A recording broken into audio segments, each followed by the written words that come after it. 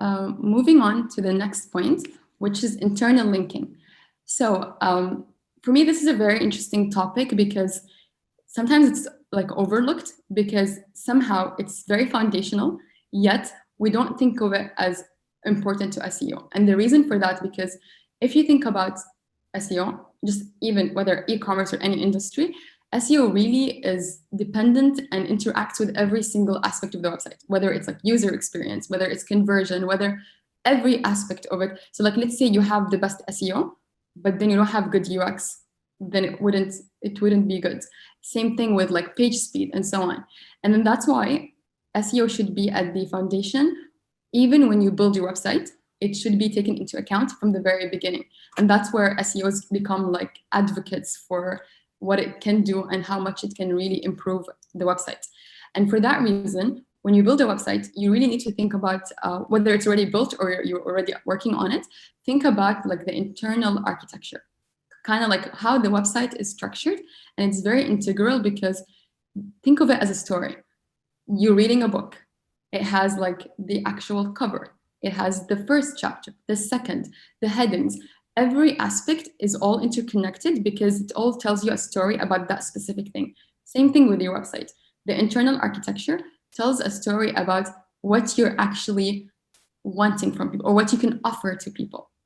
And that's why it's very important that you're also linking contextually to your pages. And the reason I'm like highlighting contextually, because I would never like say just link within each page just randomly, just because linking is important.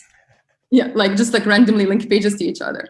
No, it should definitely always be linking contextually because it will enhance your user experience. So think of it as a customer-centric approach because number one, if you have a page and then that page has a link to the product that you're trying to tell people about, then it's easier for them to find these pages. So it's useful for them. And ultimately, if it's useful for them, it's useful for the search engine. Because like sometimes there's a misconception that, well, it's called search engine optimization, then I'm just optimizing for the search engine. Not really, because because it's a machine. It doesn't understand. It's just following protocol versus a human. We actually understand context. We're able to actually interact. And based on how we interact with websites, we give better signals for that. So for that reason, especially from an e-commerce perspective, you have to think about every part, the home page, your product pages, your category pages, and how each one of them interacts. And I specifically highlighted product listing pages, product description pages. So what happens is, and that's usually the formula for most e-commerce, regardless of what industry they operate in, is that there is a PLP, and the PLP is that main page that lists all the products that you're selling. And then when the person clicks on a specific product, it becomes a product description page or a product display page. So you need to talk to each other. These pages need to be connected to each other because it also helps the person, which is the customer, and the search engine understand the relation between them. That, oh, this product belongs to this category and this category belongs to this brand, and they're both part of the same bucket. Okay, now I get it. So now it's kind of a cluster of information. So internal linking is super, super important. I cannot like underemphasize it.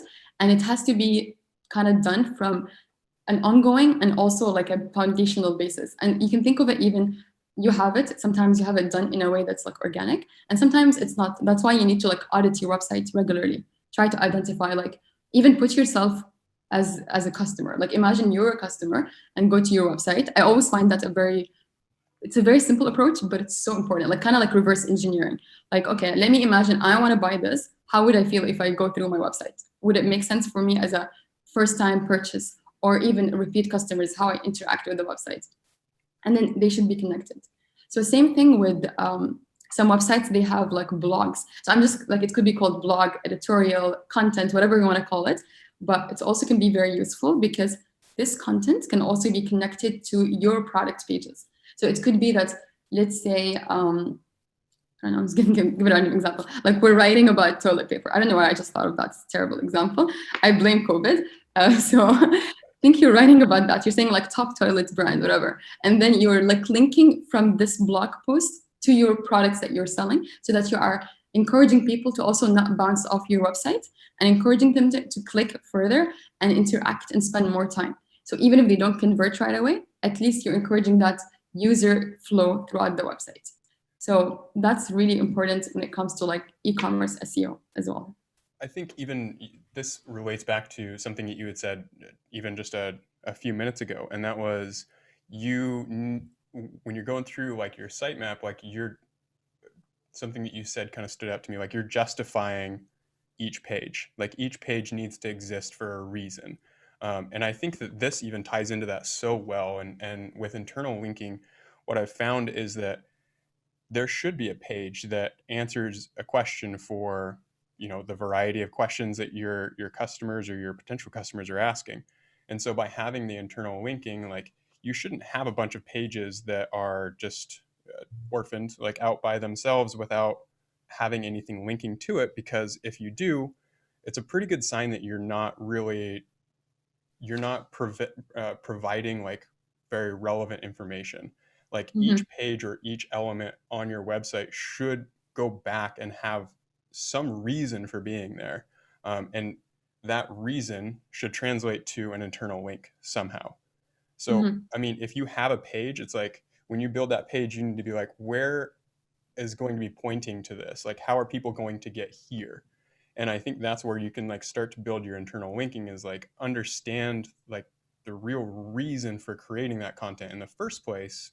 And then like all the rest of the internal linking is going to be really straightforward and obvious almost, because you're like, yeah, of course, people that are asking about, you know, 2-ply versus 3-ply or whatever, like they need to know this type of information, and I have a page or I have an article that has this. And Mhm. then inside of that article you're linking to the different products that you're talking about. So I mean, just having like, if you take a step back and almost put on like the hat of, does this make sense to a customer, it makes things start to kind of fall in place a little bit more, I've found. Exactly. 100%. And for me, that's why like we can talk about tactics and strategies like all we want, but if you're not really thinking about the customer first, then you're missing the whole point. Mm-hmm. And that's why for me, like SEO is integral because it should be thought about every part of your journey. And obviously, especially when it comes to e-commerce, it's a lot more complex because sometimes it's as simple as shipping strategy. Like that's why e-commerce is a very interesting topic, and we can even approach it from different points of view. But I'm only focusing on SEO today. But then you can also think about like even how your customer, the minute they order from your website, how you interact with them afterwards, what kind of information you provide them, how you follow up. All of that is part of the customer journey. And that's why it should be even thought about before they even discover your website, so that every step along the way, you already optimized for them before they even find you on Google. Agreed. And with that thinking, like wow, you can do so much if you think like that. Yeah, and I often think that SEO is completely mischaracterized by the general populace, because I think anytime that anyone that knows what SEO is, maybe just like in passing, even like they think that it's to your point earlier, just designing for the machines. And like the one thing that really clicked for me, like when I was on my path to learning SEO, was design for people. Like if you're making something that a person is going to want to interact with, then like you're likely on the right path for SEO. And that was a big kind of switch for me, is like it's not just machines. Like the machines are trying to emulate humans, so design for the human, and then you're going to be basically meeting like the algorithm where it's trying to go. So instead of trying to chase the tail of what SEO is doing, if you just design for the same North Star that SEO is shooting for, which is designing for humans and making the best experience possible, providing the Mhm. best answers, then you're going to be pointing at the same goal that all of the search engine algorithms are trying to get to as well. Exactly. Precisely.